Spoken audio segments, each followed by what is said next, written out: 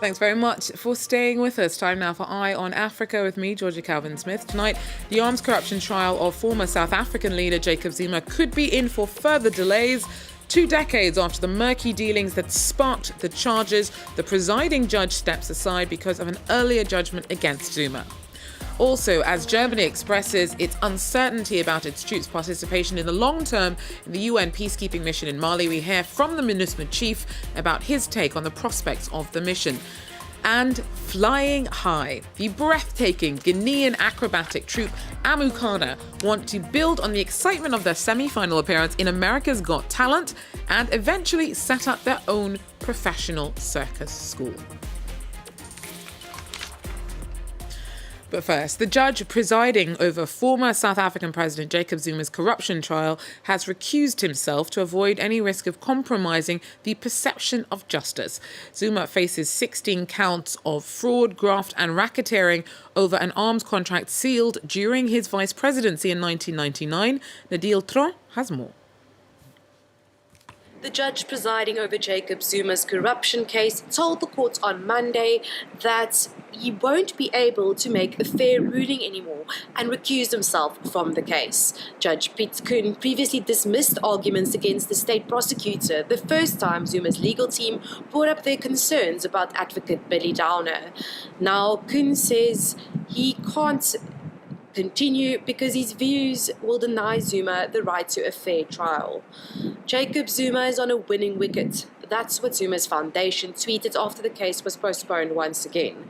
Zuma's legal team is still privately prosecuting the state prosecutor. Last year, he accused advocate Billy Downer of leaking his medical information to the media. The alleged leak took place after Zuma was released from prison on medical parole under suspicious circumstances, a decision which was later ruled to be illegal. But it seems the former president will stay out of prison for a while longer. Judge Nkosinati Chile set a new trial date for the 17th of April. The case is likely to be postponed again because Jacob Zuma's legal team says they will file a formal application to have the state prosecutor removed in the meantime. Nadine Tron there for us. Now, South Africa is in the midst of an energy crisis, and deeply indebted state power supplier Eskom has been racing to try and recoup some of the phenomenal losses it faces because of the number of customers who have not been paying their bills. The city of Johannesburg owes the national electricity company almost 4 billion rand. City officials are now raiding homes and literally cutting people off from the grid. Our correspondent sent us this report. Every morning, Johannesburg City Power workers prepare for a day of debt collecting. Unpaid electricity bills amount to millions of rand. And the last one for the day is number 32, Wanderer Street. The customer is owing 9 million. We audit, then that's when we can disconnect. Police escort the team to the central business district, which generates the majority of unpaid bills. Officers in this building have racked up about 500,000 euros in outstanding debts. It's been illegally reconnected to Eskom's grid, so City Power is now manually cutting off their power supply for good with a huge pair of pliers.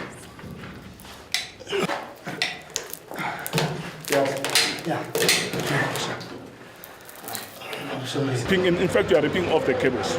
You have to take out the cable. It's not the first time being here, it's about 4th time. And the day goes on. Most of the doors have to be forced open.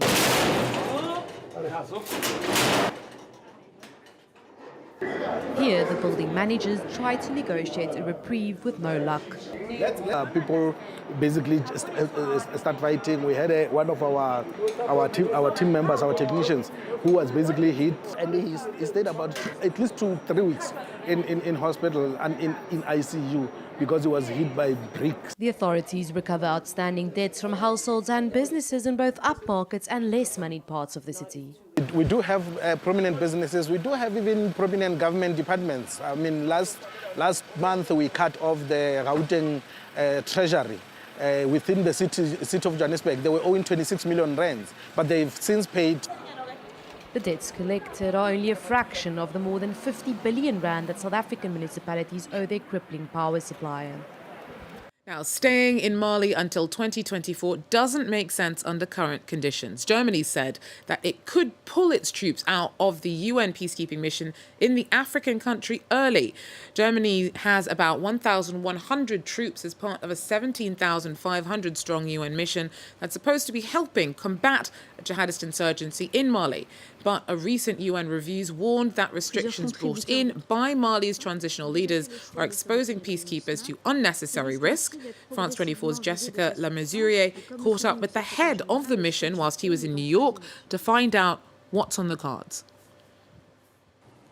Mr. El-Gassim Wan, thank you very much for joining us here on France 24. You are the head of the UN peacekeeping mission in Mali, Minusma, it's known as, and you are here at the United Nations to speak with Security Council members and delegates here about the situation that peacekeepers are facing in Mali. We've had 2 UN reports which have essentially concluded that the current situation is unsustainable and that it has become impossible for peacekeepers to fulfill their mandate in Mali.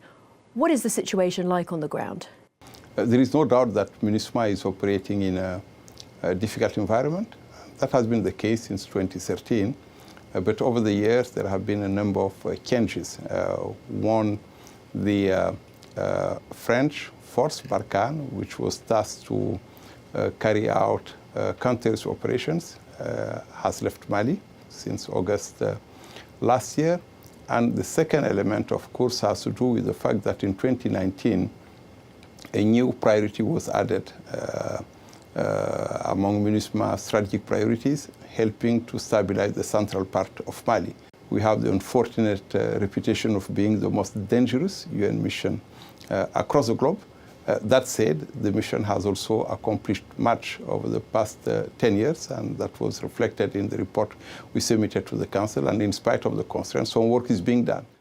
The Security Council is essentially now examining 3 paths forward for MINUSMA. First of all, expanding the number of blue helmets in the country, slightly altering the mission so that peacekeepers are placed in areas where civilians are most at risk and not in some other areas, or turning this mission into a political one. Which path is the best path forward for MINUSMA, do you think? There was a request among many members of the Council for the Secretariat to come up with a range of options.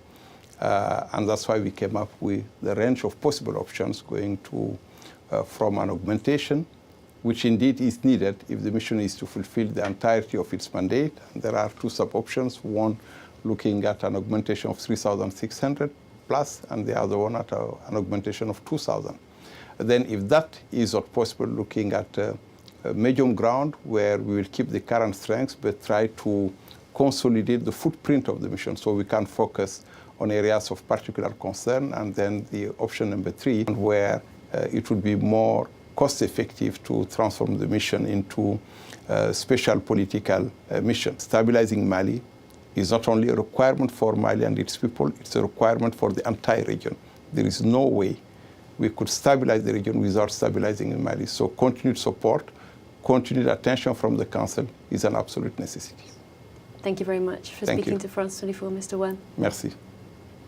Jessica Lamezurier there speaking to the head of the UN peacekeeping mission in Mali, El-Gassim Wan. Now, police are investigating after 2 gunmen killed 8 people and wounded 3 others at a birthday party in South Africa over the weekend. No indication has yet been given as to a possible motive for the violence. It happened at a home in KwaZulu, Kibeha on Sunday. Now, a Guinean acrobatic troupe called Amoukanama that wowed audiences when they made it through to the semi-finals of America's Got Talent last year are trying to build on the excitement that their appearance in the competition whipped up. They're still delighting audiences with street performances in Conakry, but have their hearts set on building their own professional circus school. Our correspondents went to meet them. The stars of Amoukanama Circus are regularly seen training in the street. These self-taught acrobats have been honing their craft since 2017 in the more deprived areas of Conakry. Mamadou Lamrana left school very young, but found his calling with the troupe. I'd seen people doing it before and thought it was magic or witchcraft or something else. But over time I got used to it. They organised training for me and my friends by the sea. And from that moment onwards, I started working with them. I saw that it wasn't a question of magic. It's just about hard work. This is my life now. Thanks to this job, I travel all over the world. Having reached the semi-finals of America's Got Talent, this group now performs regular international shows. At the beginning, you don't earn anything and it's very hard. But eventually, when you reach a certain level, you can win contracts and earn money. It takes time to train young members, but the passing on of skills is central to the troup's ethos. They have already trained about 100 young people and dream of building a circus school. Mabinti is 7 and already learning the ropes. As soon as school is over, I run here to train. I've seen that all of those who do this work travel to Europe and America. This is why I want to learn. Amoukanama Circus is now well known in Guinea. In their home neighbourhood of Matam, they are heroes. These young people have really come a long way, considering that they've made all of Guinea proud. We too are proud of them. They represent the Guinean youth all over the world. Amoukanama hope to build on their success and take their skills global with more international performances. Looking good, guys. Well, that's it for Eye on Africa. Thanks for joining us. Do so again. Take care.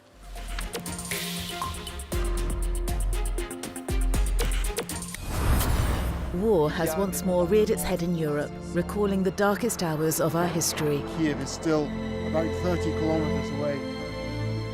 France 24 is providing constant coverage of events in Ukraine. Our teams on the ground and in the studio will keep you informed of all the latest developments. Stay informed, stay aware. Liberté, égalité, actualité.